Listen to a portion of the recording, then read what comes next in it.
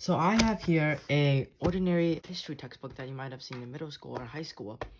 And today I'm going to be explaining about the inner concepts of the Constitution. All right, there are a few key things that you need to know about the US Constitution. First are the federal government branches, the legislative branch, executive branch right here, and the judicial branch. Alright, I'll just read the preamble real quick. This is an important brief topic about the main ideologies of the United States Constitution. We, the people of the United States, in order to form a more perfect union, establish justice, ensure domestic tranquility, provide for the common defense, promote the general welfare, and secure the blessings of liberty to ourselves and our prosperity, do ordain and establish this Constitution for the United States of America. This video will be introducing the three main branches of the United States government. Alright, let's get started. So the legislative branch. The legislative branch is Congress, essentially. Now, Congress has two houses.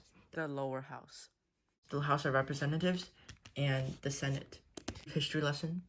The reason why there's a House of Representatives and Senate was because when the Constitution was being formed, the big states and the little states essentially wanted a more fair form of representation. The bigger states, since they thought they had more people, they should get more say.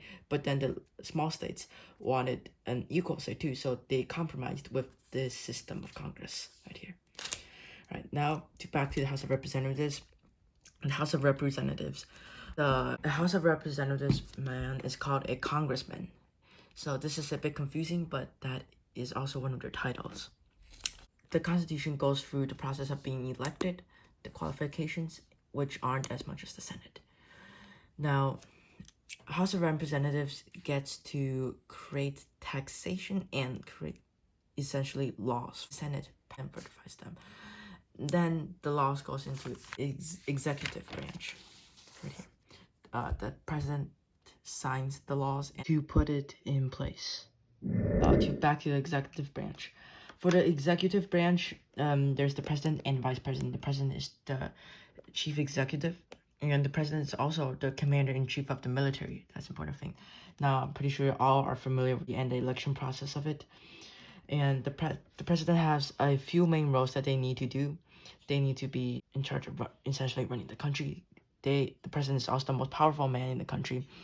And the president is in charge of overseeing diplomatic relations and essentially trade with other countries. So now these are the powers of president. He is in charge of the military. He can make treaties and appointments with other countries. And he could temporarily appoint people in the U.S. office. So, according to this, the president has the power to make treaties with other nations under the systems of check and balances, and all treaties needs to be approved by 2/3 of the Senate. This is a key concept. Now, the president has some duties that he needs to oversee.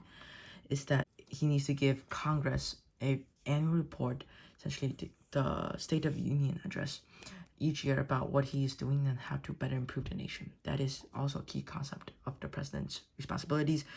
Also, the president can be impeached if he has committed high crimes and misendeavors. Now, this is left to interpretation, which is the responsibility of the Supreme Court. They interpret the Constitution, but Congress convicts the president.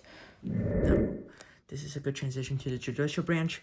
The judicial branch is the most powerful branch in the federal government, since everything it says is the law of the land and cannot be contradicted.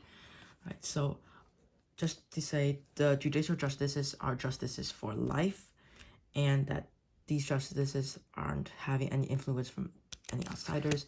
They make, according to their beliefs, unbiased rulings about the cases they hear. One key concept about the Supreme Court is that it can hear cases and rule over cases from inferior courts, which are courts below the Supreme Court. And the Supreme Court essentially is, as you might all know already, a high-level court that determines right and wrong. And it interprets what the Constitution says and how it adapts and changes over time. Alright, so these are the three main branches of the U.S. government summarized there are numerous small little details like for the House of Representatives, the qualifications for them. But in this video, we're just going over the main ideas about how the 3 branches of government works. Hope you found this video helpful, and I try to keep it as concise as possible. All right, that's it.